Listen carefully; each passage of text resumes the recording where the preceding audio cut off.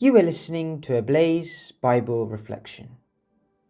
Today's passage is Matthew 24, verses 1 to 28, read by Ivan. The coming of the Son of Man. When and what are the signs? Matthew 24, verses 1 to 28, opens the Olivet Discourse, the first in a series of teachings that continues through chapters 24 and 25. This is a prophetic and apocalyptic conversation spoken not to the crowds but privately to the disciples, Jesus' closest followers. It is a serious and intimate warning given ahead of time to those who walked most closely with him. The setting is around the year 30 AD.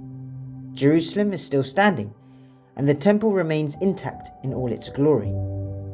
Yet Jesus speaks with clarity about a future moment when both the temple and the city itself will fall, an event that would occur nearly 40 years later.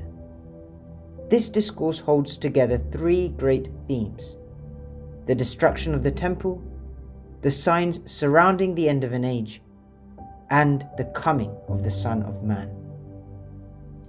Jesus begins with a startling declaration. Not one stone will be left upon another. Everything will come down. Naturally, the disciples respond with the questions that arise in every human heart. When will this happen? What will be the sign of your coming? What will be the sign of the end of the age? Jesus answers them, but not in the way they expect. He first describes general events that will characterize history. There will be false messiahs, wars and rumors of wars, famines and earthquakes, persecution and betrayal, false prophets, and a growing coldness of love. There will be division, confusion, and misunderstanding. Yet Jesus is clear. These things are not the end. They are the beginning, like birth pains. They signal movement, not completion. They prepare the way, but they are not the final moment. Jesus then draws on the language of the prophets and speaks of severe suffering and deep deception, so intense that even believers will struggle. There will be betrayal and deep wounds, and people of faith will ask painful questions. Is God still with us? Why is he allowing this to happen? In such times, sensational voices will rise, offering dramatic claims and false prophecies, declaring that the end has arrived or that the Messiah is hidden somewhere. Jesus warns his disciples not to be drawn into fear or spectacle. When the Son of Man comes, it will not be secret or hidden. It will be clear, public, and unmistakable. Historically, these words spoke directly to Jerusalem and the fall of the temple, an event that would bring immense loss and suffering. Jesus spoke these things long before they happened, not to frighten his followers, but to prepare them. This teaching does not remain confined to the first century. It reaches into our own lives. If the temple could fall, then every earthly structure we depend on can also fall. Our bodies too are temples of the Holy Spirit, and one day each of us will leave this world.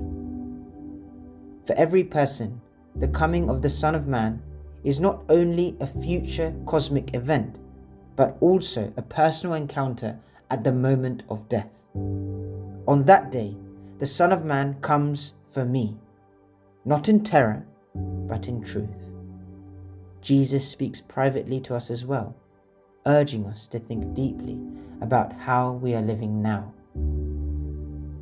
For this reason, Jesus turns our attention away from anxious questions about when and what sign, and directs it toward readiness. Do not live in fear. Do not make decisions driven by panic or uncertainty.